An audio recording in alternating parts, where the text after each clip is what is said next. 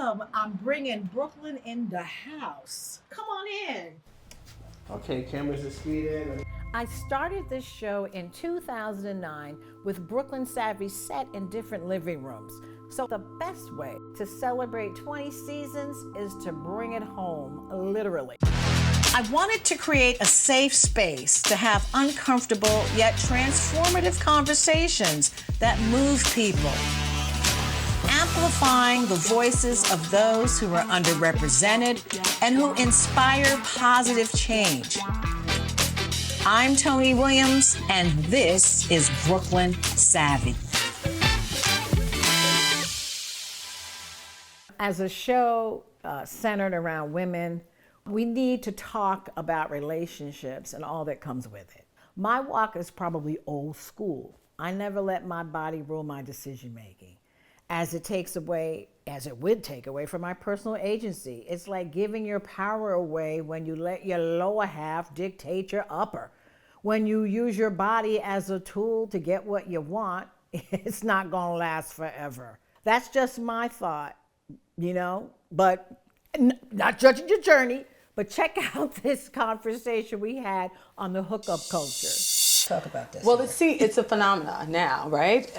There's a question, okay. So they define the hookup culture as this just people coming together, not really knowing each other and engaging in, I would say, not just sex. Right, it can be but kissing. It could be kissing, it could be making out or things like that. So free love. Isn't the operative I don't know word about free love. Operative word not knowing each other necessarily? Yeah. It could be around not knowing that person. I'm at a party, I meet somebody that But I like. thought also hooking up, Lisa, was I'm with a friend and we hooked up. So my understanding, friends with benefits. Right, it was more friends with benefits as well as anonymous. It can be anonymous, or it could be with somebody that you're just meeting more intimately. So it could be somebody you've seen periodically, but that, or maybe you had a conversation. Okay, but I do think but you're Lisa, right. Wait, but I do think that there is something to it where there's just no commitment to it. Okay, I get that. But this is nothing new. It's just a different name for something that everybody's been doing for a long time. I think that What's now, new about it? I think now you're seeing more and more kids in college campuses getting involved in it. In fact, they say 78%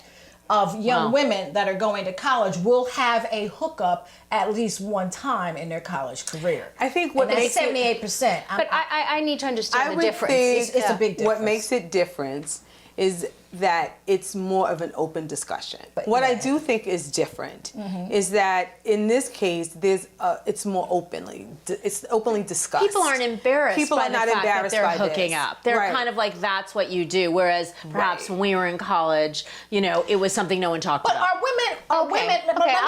I'll give you that. But let me ask you a question though.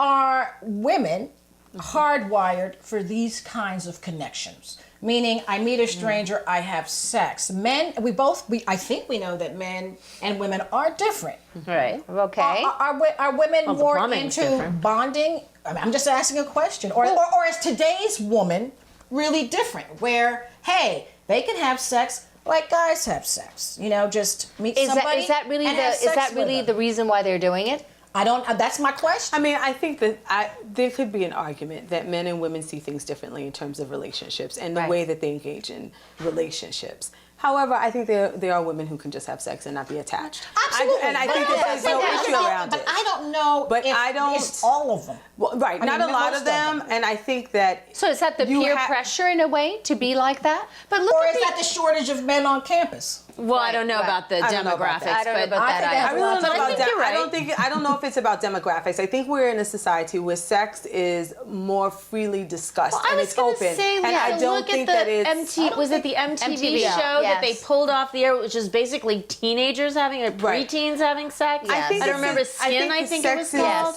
Sex is okay now, in a sense. It's not hidden. I think, though, the concern I have with it really is the openness about it, and then how you're viewed.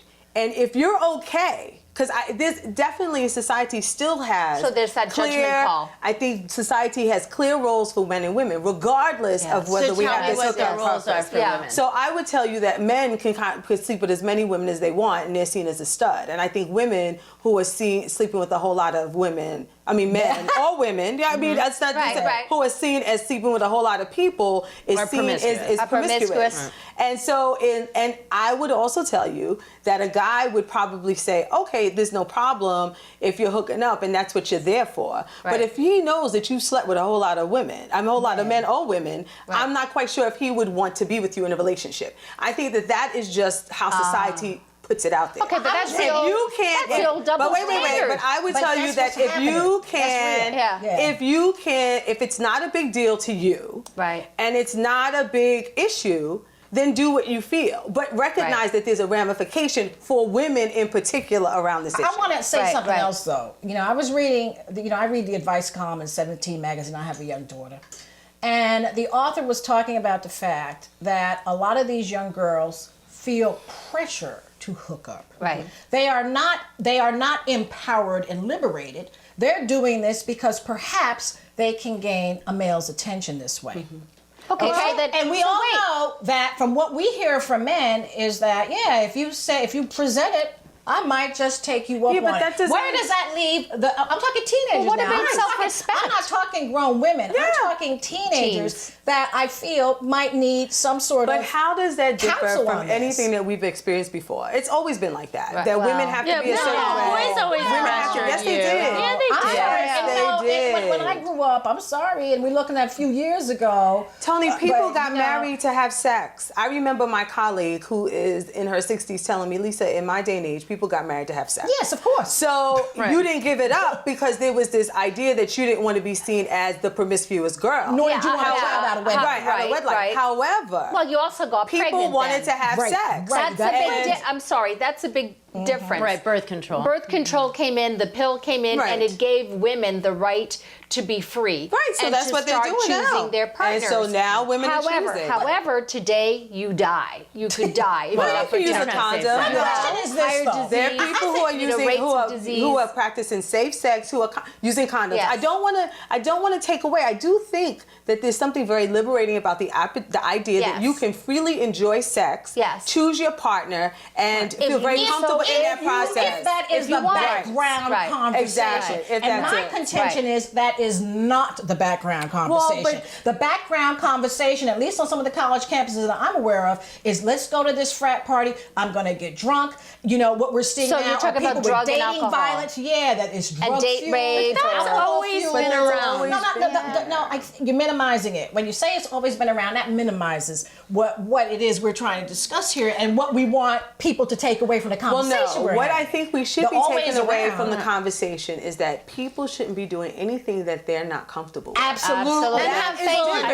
You don't fully understand that. Absolutely. And understand the ramifications, because I think that although in this society people are saying it's okay to hook up, you need to understand, and I think there's this other conversation that's not being had, which is how's everybody going to view you? Right. So when I went to college, But then how is that? I will bring this back. When I was in college, I distinctly remember that when people engaged in, you had sex, but it wasn't an open conversation. And I'm not going to tell you that people didn't have sex with multiple people. However, it was done, but it was discreetly done. But it was the ones who did not, before I graduated, they created a list. Talk about the list. And they put a list about all the girls that slept around with guys. And they had names for them. And they posted it all over the school. Where did you go to college? There are a lot of colleges that do this. Terrible. But I went to college. But I'm going to say this what to you're you. saying is accurate. My point to you is, and I will tell you that those, and yes, it is, because there is a double standard. That's right. Because nobody posted the list of all the guys who slept with the girls. Let's look at why But they post us list of the women. And so what the issue that we need to be concerned with is how we are seen. If we're and are we really taking charge of our sexuality? And even in us taking charge of our sexuality, people still judge us by it, and men in particular will judge us and hold us in that. I think that there's a certain level of. There's two conversations, though. I think you're talking about your daughter's, same-sex school, single-sex school, where there's a real dialogue around. They are really warning young girls. No, I hear you. But for me, as a high school girl, I think it is important to have conversations around it and be ready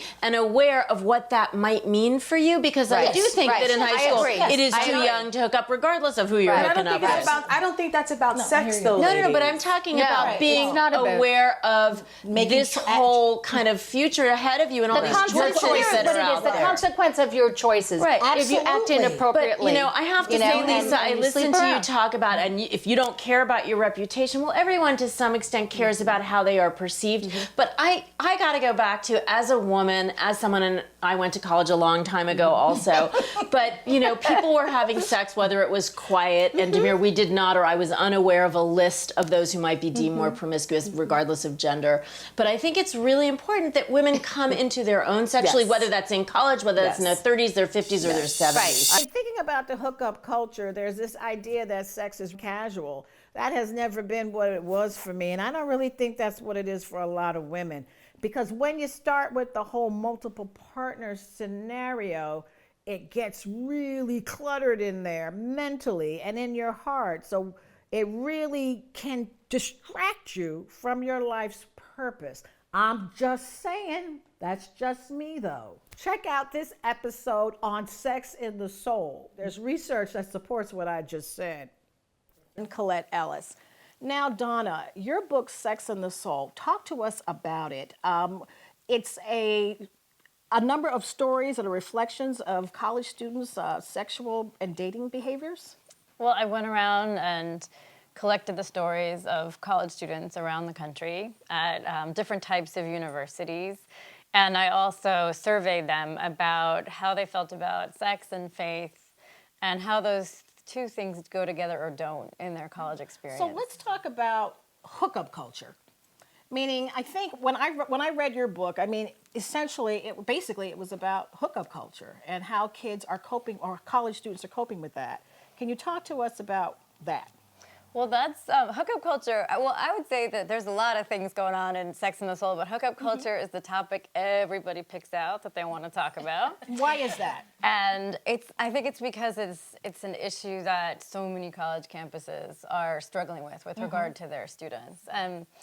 Hookup culture existed when I was in college, back in the day at Georgetown. Back in the day. Yeah. Anyway. But it wasn't quite the same. And so the way I think about it is, when I was in college, hookup culture was kind of like a town on campus, and you knew where it was, and you knew who lived there, and you could go visit it if you wanted.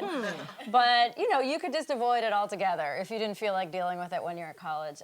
But today it's completely different, and hookup culture is college. It's everywhere. So when you go to college.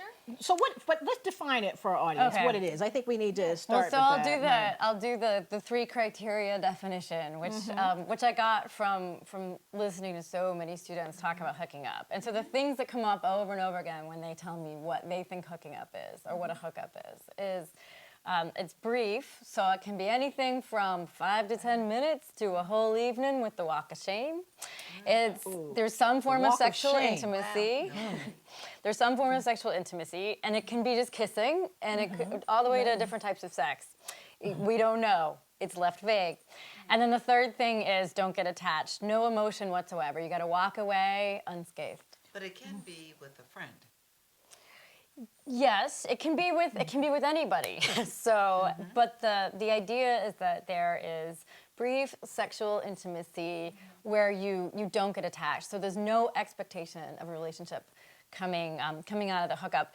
But the thing that really trips up students, both men and women, is they're really bad at not getting attached. Right. And they think, if I hook up, there's no drama. But there's tons of drama for everybody afterwards. So they're really bad at hooking up. What's the walk of shame? Oh, the walk of shame is when you wake up in someone else's residence hall room or apartment, and you've hooked up with them the night before, and the idea is that you're not going to be in a relationship with them, so you sort of sneak out of the apartment with with all your things. And sometimes women will talk about how, especially after, they're all dressed up for the night. Right. And then so they're in their little heels. Sad. And they're tottering through the snow. Right. And little heels and shiny dresses. And it's 8 a.m. in the morning. Yeah. So who's benefiting? Or is anybody benefiting? I think what was interesting to me when I did this project was I kind of imagined that I would sit down with all these college students and the women would complain and the men would think this was the best ever. They would be like, oh, I love hookup culture. And what I got was everybody complaining, both men and women. And women are allowed to complain publicly and men are never allowed to complain publicly. So men would talk about how... Because they risk their masculinity. Right. Yeah, I can see that because that's the notch. That's the notch thing. As a man, it's we wouldn't want attachment anyway. So this has got to be great. Women do want to look like they want attachment, and so let me complain, so it doesn't look like I'm just hooking up. Well, I would say everybody. It seemed like everybody wanted to be in relationships. They wanted to find a long-term partner. They wanted to fall in love, but they also felt like hookup culture wasn't going to get them there. Why does it have a life of its own, though? Meaning, what? Happy. Because they all pretend. A lot of what hookup culture is about is posturing for both men and women, but especially for men. I learned a lot about how men aren't allowed to be vulnerable or emotional in public. Wow. It hurts, it hurts their reputation as guys. But I heard so many people talking about how they wanted to go on, for example, an old-fashioned date. Many of them had never been on a date ever, or certainly not in college. So I would get this line where students would say, I wish I could go on a date, but nobody dates here. To the point where I was doing all these interviews on campus, and I would sit there listening to student after student say this, and I wanted to say to them, okay, listen, I know you think nobody dates here and nobody wants to date, but everybody wants to date. So when you walk out of this room, someone's going to be waiting for me. If you think they're cute, you should ask them out. What role is substance abuse and alcohol playing in this? Well, see, this is the other unofficial criteria of the hookup, which is alcohol. So students will tell you that alcohol is a key ingredient because nobody would ever, one thing I heard a lot, nobody would ever make out if it weren't for alcohol. So nobody would ever get together. So do you think that's an excuse that they're using that? I mean, it sounds like they're afraid of intimacy, yet they crave it. I think alcohol is an excuse. Alcohol is also what sort of gets them psyched up or even sort of dulls them, I guess, into... Numbs you. So that you can perform. But also it's the all-purpose excuse. And so the next day, if you can say, I was really trashed, it doesn't matter if the person you were with was unattractive. That was one of the things I heard from students. It doesn't matter if something happened that you weren't planning on having happen. You can sort of, you can wish away everything through alcohol. And so students really rely on it as an excuse. Well, what about the issue of morality? I mean, what's happened to that? In terms of the hookup. I'm not sure. Does that hold you back? You know what? Maybe there's I think I hear what you're saying. You know? And I think you addressed it when you looked at the different college campuses and the climates on the Right, campus. right. Kind of the religion. Yeah, Does that the play a factor? evangelical, the Catholic. Can you speak to us about? Because I think this gets that's to exactly when you spoke to students on evangelical campuses, there was a bit of a different experience. At least it sounded as though there were. That people would go there wanting to get married before they finished college. Is that correct? Well, I would say that all the students, in general, regardless of the schools that they went to, had a really intense sense of what they wanted and who they wanted to be, and they wanted to be in relationships. They wanted to treat their partners with respect. They wanted to be treated with respect, but they were in circumstances where that wasn't necessarily available to them, or they felt like it wasn't available to them, or no one else would treat them that way, so that they felt very alone, I think, and their wish to be respectful, to be respected. And, even on your evangelical campuses? All Because it campuses? sounded as though, and perhaps I'm wrong, but those students were a little more aligned with their values as it related to sex. Oh, well, what I would say is that students at the Catholic, private, secular, and public schools have a huge amount of dissonance between who they feel like they are and what they want and what they feel like everybody else expects of them and how they have to act in public. So there's this big gulf. And then at evangelical campuses, it's a very different ballgame in the sense that students are there, they go to college to develop their faith and to develop who they are as Christians, and they go to places specifically where they're going to be among other Christians who are doing the same thing. And so everybody starts out on the same page as, well, for the most part, as, you know, we're here because we're Christians and we want to figure out what that means for us, you know, in terms of our education and the future. With the growth of online dating and technology, culture has gotten really savvy with how you can connect with intimate partners. Have you heard of virtual intimacy? Whoa. Let's take a listen. Talk to us first about what it means to be intimate. Right. Thank you for inviting me, first of all. Being intimate has been equated with the politically correct term to describing a sexual relationship among people. Instead of saying, I have sex with someone, you say, I'm intimate with this person. But that doesn't necessarily mean you're intimate, Correct. Right. That's not intimacy. Intimacy involves a lot more than just sex for a person. Right, because sex with a person doesn't necessarily mean that you're intimate. Correct. Just Right. means you're having sex. Exactly. But people are equating both. And that's not the case. That's not how people describe it. Once you really get to talk to them about that, and that's not how people virtually describe it as either. Right, so what is intimacy? So intimacy is a complex relationship among people that it starts as a friendship, like any other relationship. Starts with getting to know each other, sharing things, bonding with the person, interacting with the person. Once that relationship becomes important, it becomes meaningful. It goes to another level. And after that, it could potentially become sexual, right?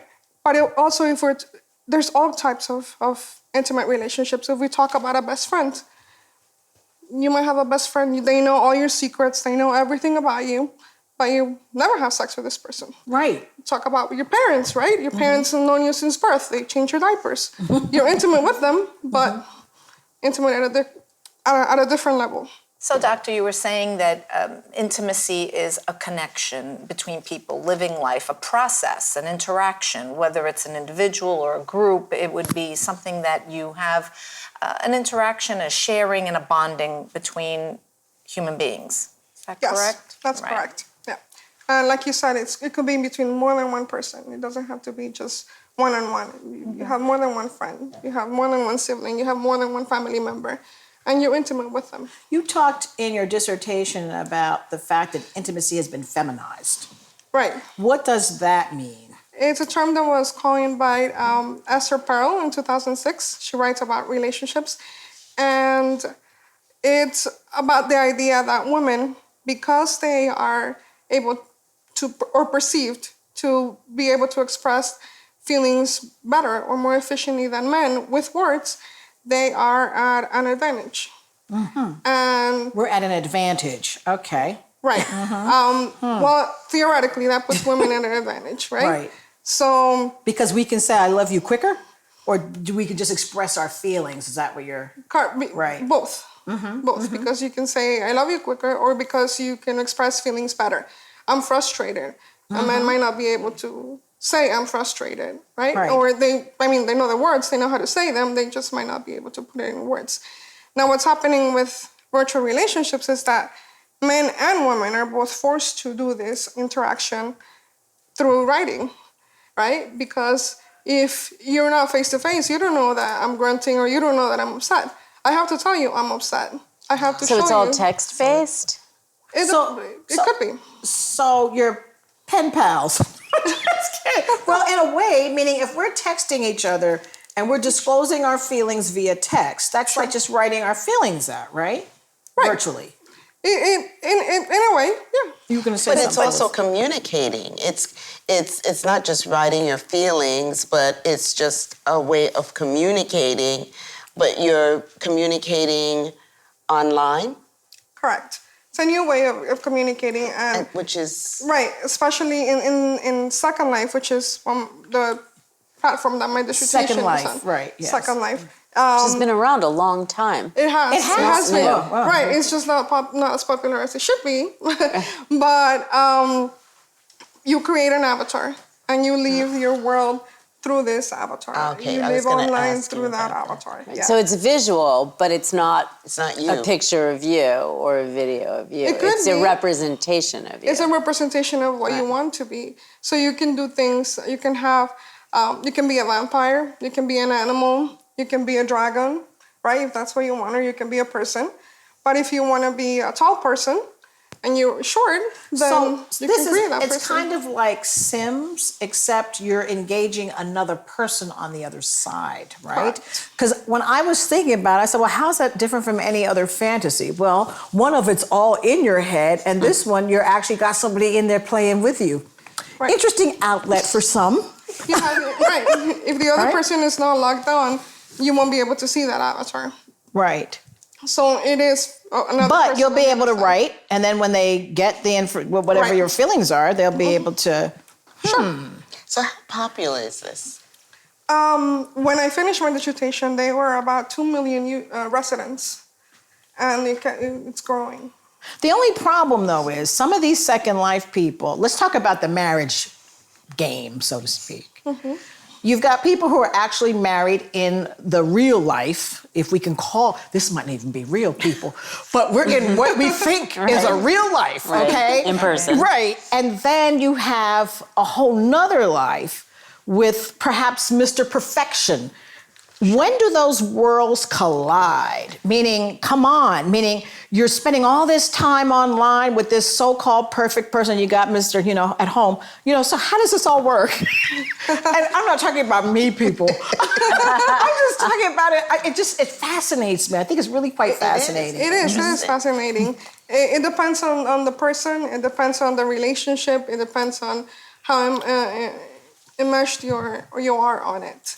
So if you spend an hour a day in Second Life, your real life relationship might not be as affected as if you spend 10 hours of your day in Second Life. When does it become adultery, though? Meaning, come on now. Adultery.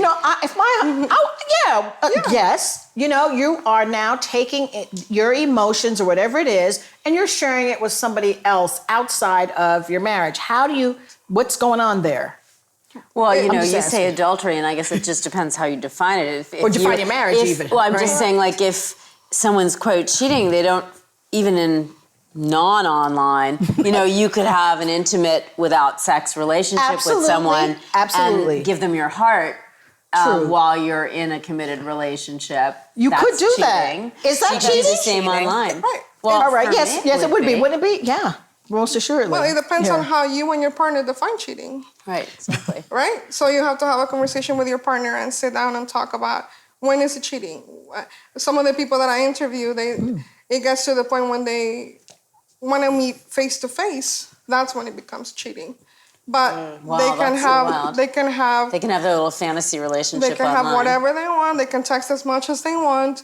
They can have sex if they want to virtually. What would that look like? A cartoon? Well, there are. Really, how does that happen? Virtually. Right. You have people that make a living out of this by creating digital process of. Is that a Steve career? Just kidding. Like graphics. Right, graphic designers create a program where you can buy genitals, you can buy poses, you can buy different parts of the body to show, and then your avatar has sex with someone else's avatar. Brooklyn, we've given you a lot to think about, right? All right, I'm just gonna wink at you, Brooklyn. We will see you next time on Brooklyn Savvy.